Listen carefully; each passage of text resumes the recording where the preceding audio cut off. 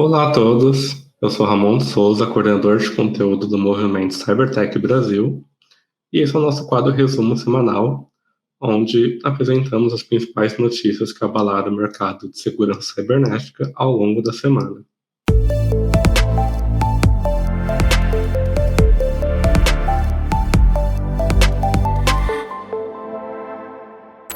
Bom, para essa edição, infelizmente não temos convidados, então eu vou comentar com vocês sobre algumas das pautas que viraram manchetes de grande relevância no mercado de cibersegurança. E a primeira das pautas, que eu queria trazer aqui para vocês, que acredito ser bem relevante, é o fechamento do Bridge Forums. Para quem não se lembra, o Bridge Forums foi um fórum, focado em compartilhamento e venda de bancos de dados roubados, Então, antigamente, vocês possivelmente vão se lembrar, a gente tinha o Rage Forums, onde inclusive foram vazados uma grande quantidade de dados de brasileiros, inclusive nome, CPF, dados de condutores retirados diretamente do banco de dados do Denatran. E logo após o fechamento do Rage Forums, após uma operação conjunta entre várias autoridades de vários países ao redor do mundo, uma operação chamada Operação Tourniquet, o fundador e o responsável pelo Rage Forums foi preso, e pouco tempo depois surgiu então o Bridge Forums. O Bridge Forums não demorou muito para cair no gosto popular dos criminosos, vamos dizer assim.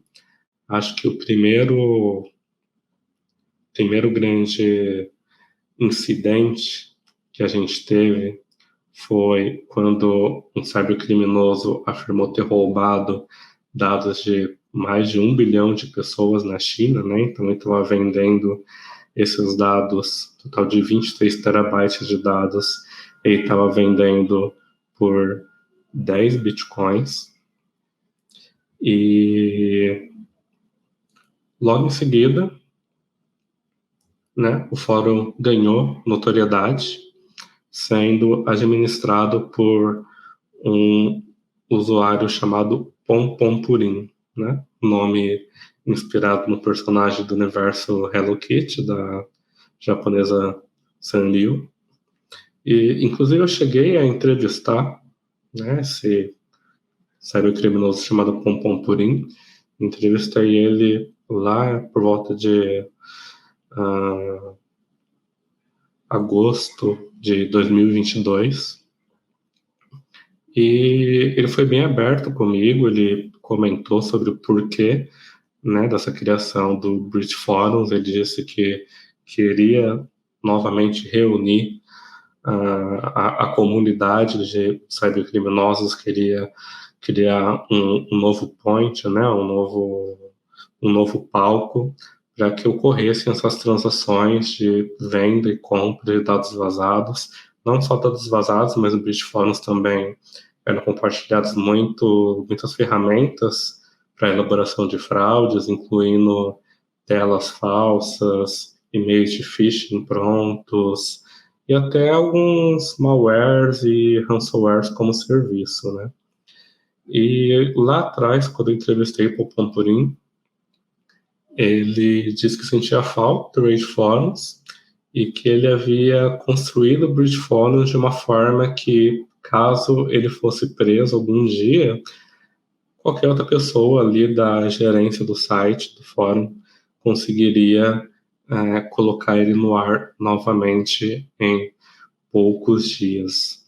E lá naquele tempo, a gente já falava, enfim, o fórum já tinha mais de 500 usuários, mais de 12 mil visitantes por dia. O próprio Pompompurin afirmou para mim que usou dinheiro de própria venda de dados pessoais para financiar a criação do Bridge Forums.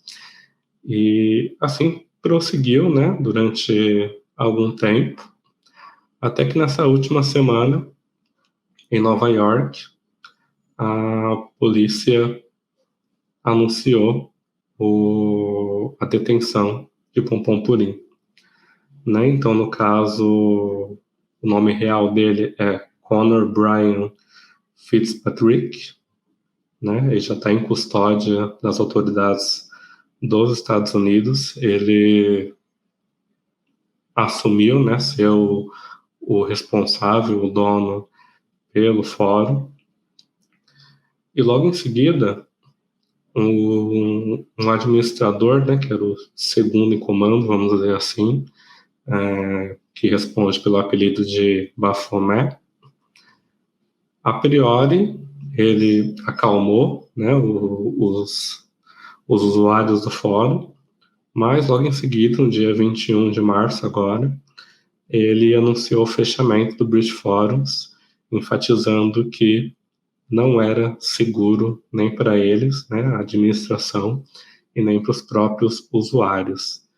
Então, nas palavras do próprio Baphomet, ele escreveu lá para os seguidores do Bridge Forums, vocês estão totalmente livres para me odiar ou para não concordar com a minha decisão, mas eu prometo que vai vir algo melhor para nós, né? Então ele enfatizou que isso não é o final da comunidade, então possivelmente ele só fechou esse fórum no objetivo de despistar as autoridades dos Estados Unidos, mas provavelmente, não sei, o fórum vai passar por alguma reestruturação, vai para algum outro canal, talvez um grupo fechado no Telegram, talvez algo mais escondido na Dark Web, na rede Tor, enfim, a gente tem que continuar acompanhando esse caso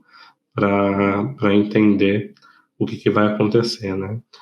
Por hora, é uma vitória, vamos dizer assim, né? Por hora é uma grande vitória, porque o Bridge Forum realmente era um covil onde eram compartilhados uma série de databases vazados, uma série de ferramentas. Sabemos que hoje o cybercrime é altamente organizado e estruturado, e esse tipo de ambiente é justamente o que serve para essa organização e para o planejamento de eventuais ataques direcionados, seja para uma empresa ou seja para um grupo de usuários finais em comum. A segunda pauta que eu queria compartilhar com vocês foi o fato de que a ANPD, a Autoridade Nacional de Proteção de Dados, o órgão regulatório que é responsável por garantir a aplicação correta da Lei Geral de Proteção de Dados do Brasil, a LGPD, finalmente divulgou, né, como um ato de transparência, a lista dos processos sancionatórios que já estão em andamento. Então, em alguns resumos semanais anteriores, eu até comentei com alguns convidados sobre essa questão da NPD, né? Desde que a LGPD entrou em vigor, tivemos uma série de incidentes de exposição de dados aqui no Brasil, principalmente de empresas privadas, e de não sei, gente, vamos falar assim de 50 incidentes que a gente viu na mídia. A NPD já tinha anunciado que apenas 8 processos estavam em andamento. E agora, no dia 23, eles finalmente divulgaram essa lista de processos, né? E, por mais incrível que pareça, né, eu acho que contrariando toda a expectativa que muitos tinham, das 8 entidades que estão já com processos em andamento, 7 delas são entidades públicas, são órgãos públicos. Então, eu lembro que assim que a LGPD foi sancionada, tinha muita discussão e muita desconfiança de que a ANPD ia pegar um pouco mais leve com o setor público e mais pesado com o setor privado.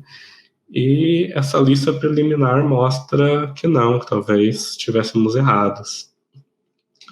Então, a única entidade privada, né, nessa lista é uma empresa chamada Telecom.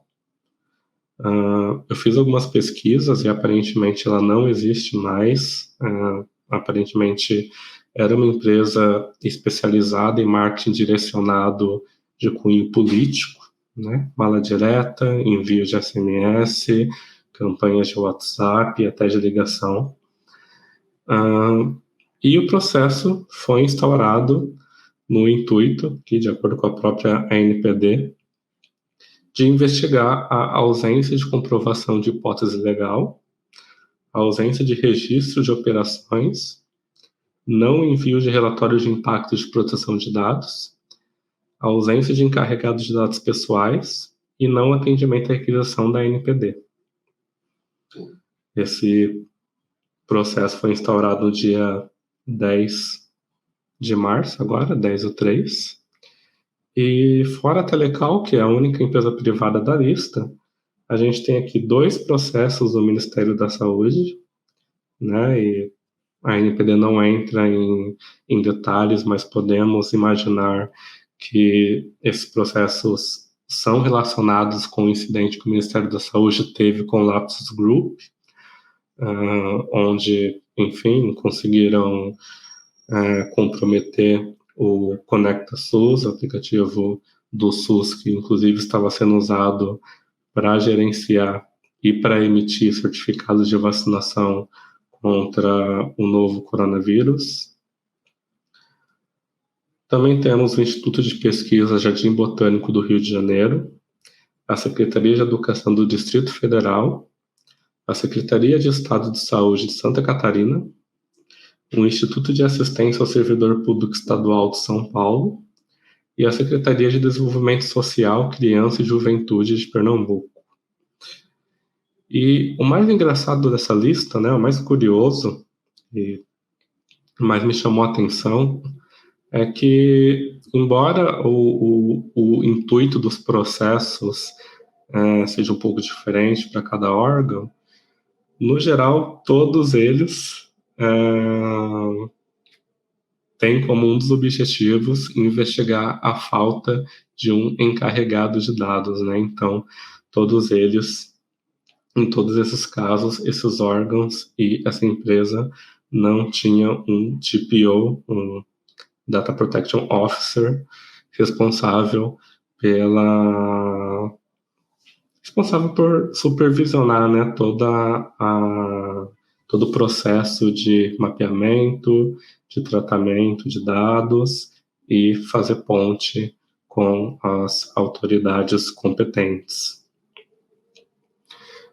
Então, essa lista está disponível no gov.br, ali dentro do site da ANPD, para quem quiser conferir com maiores detalhes.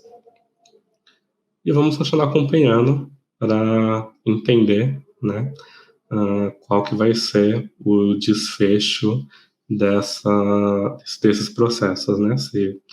Se vai ter multa, se vão ser só sanções administrativas, enfim, acho que essa é a hora de entendermos como que a ANPD vai se comportar perante incidentes de dados, se vão existir sanções tão grandes, tão graves como existem lá fora, com a GDPR, né, na Europa, ou se aqui a gente vai pegar mais leve.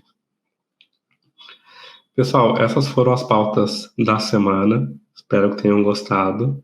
Não se esqueçam de deixar o seu gostei aqui no vídeo, se inscrever no nosso canal no YouTube, comentar sobre as suas impressões sobre essas pautas e, claro, acessar o nosso site do Movimento Cybertech Brasil e fazer o registro para se tornar um membro, e aí você vai receber uma série de conteúdos exclusivos para membros. É totalmente gratuito, um registro rápido e vocês vão sempre estar a par das últimas novidades, dos últimos conteúdos que produzimos para impulsionar o mercado brasileiro de cibersegurança. Muito obrigado e até a próxima.